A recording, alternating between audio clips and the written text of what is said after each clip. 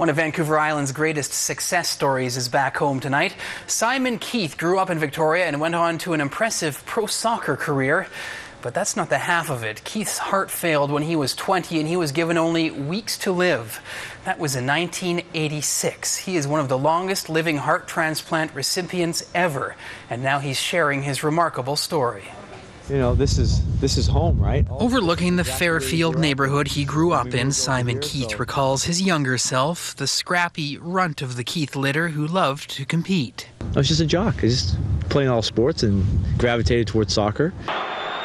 That's an understatement. Keith was a prodigy on the pitch, World Cup material, but then he got sick, really sick. A virus had attacked my heart and it grew to about 3 times its size and became a big sloppy bag of goo, which doesn't really work very well. It was, I'm going to be better tomorrow, or I'm going to be better tomorrow, and you just hope you don't really run out of tomorrows, right? He just about did. Desperate, Keith went looking for a new heart in Britain, where he was born. He found one. The transplant saved his life, but the average survival rate then was only 7 years.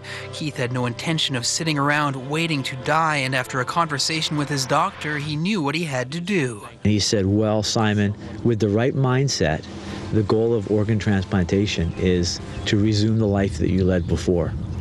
And for me, that was absolutely an epiphany. Well, today we have the story of a man who received terrible news about his health, but he overcame the news. Incredibly, Keith returned to soccer and went pro. Beating inside his chest was the heart of a 17-year-old boy who had died playing soccer. 25 years after the transplant, Keith recently traveled to Wales to meet the boy's family and to finally say thank you. You're standing at the gravesite of the young man who passed away with his father, and you look at that date on the grave, on his tombstone, and that's the date, right? It's the date that he passed away, and clearly it's the date that I was given a second chance. And he's made the most of it. Keith has worked tirelessly to stay healthy and has somehow weaned himself down to only 1/4 of his recommended dose of anti-rejection drugs. He's a motivational speaker and now the author of Heart for the Game. Out of tragedy comes hope. And that's what people will get out of this story. There's hope. He has also launched the Simon Keith Foundation to help kids who have had transplants get back into sports. Finally, Keith's a husband and father of 3. They're getting older now, but when you got a 2-year-old and a 5-year-old and a 9-year-old and they rely on you, you better be taking care of yourself.